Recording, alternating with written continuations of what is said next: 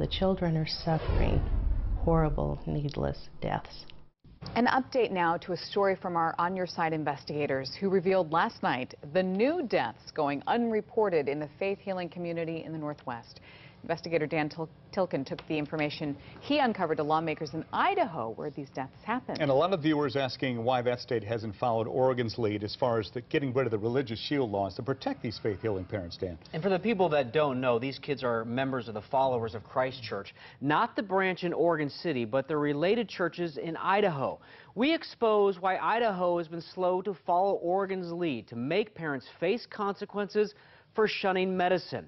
What you're about to hear, it is very graphic, but we believe important so you realize exactly the severity of what's happening to these kids. Under the headstones at Peaceful Valley Cemetery near Boise appear to be the bodies of 144 children. K2 News obtained death records on the 12 most recent cases. There's Oliver Samuel Shippey. In the 22 hours he lived, his mother told the coroner he would cry a little and then he would stop to catch his breath. His breathing became more labored, and then he was gone. No one called for medical help. Under this marker is 4-day-old Micah Taylor Eels. He died just a month ago. The coroner's report, it's tough to read. It says his scrotum was swollen to about 4 times the natural size, his belly distended.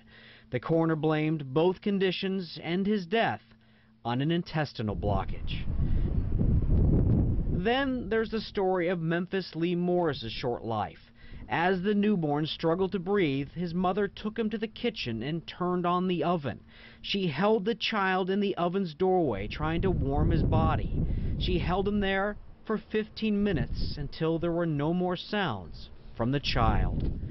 Many of the autopsies on the kids buried at this Followers of Christ cemetery were done by Coroner Erwin Sonnenberg's office. To see them die without any care, that basically we all know they could be alive.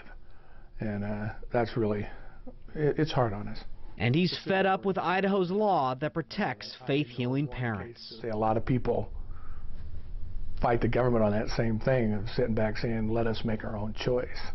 But yet, you know, children don't have that right. And so it seems to me there should be some type of legislation to give them protection. The problem with Idaho's law is that the government can step in if and only if it knows a child is in medical danger. But former members say the Followers are a closed society. The deaths kept secret. I think the only way that people are going to understand what's actually going on is by people that have lived through this going public. When you told me about the group and the situation, I had not heard of this at all.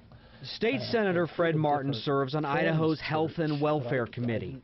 He's disturbed by what we found at the cemetery. He's promised us he will look at Idaho's law. But to the question of whether Idaho will follow Oregon's lead and make what these parents are doing a crime, I'm not ready to go there at this time. I mean, I understand what you're saying, and I'm very, very concerned about a child, but we're weighing the rights of the parents' religious beliefs, and I would hope they would not be in conflict.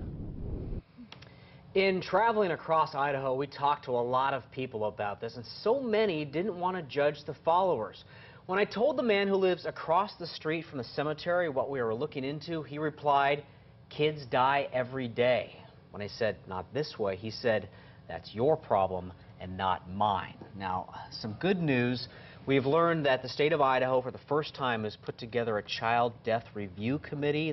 They've just come together. I've spoken with 2 doctors who are on that committee, and they believe they will be looking at these deaths. I hope they do, because these are difficult stories to listen to. And nobody's watching out for these kids. Oh, boy, Dan. Stay on top of it. Thank you very much. You've put the information about the autopsies on our website. Yes. All right, and if you have a story for Dan or any of the On Your Side investigators, email them at investigators@katu.com.